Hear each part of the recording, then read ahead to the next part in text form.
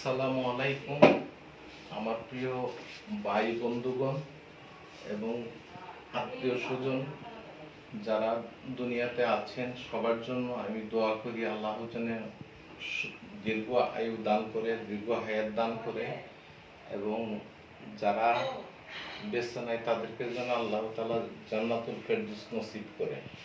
তো আমি আজকে আমার মা বোনদের উদ্দেশ্যে দুই একটা কথা বলবো। যেমন মনে করেন অনেক মহিলারা খাবার পিল খায়।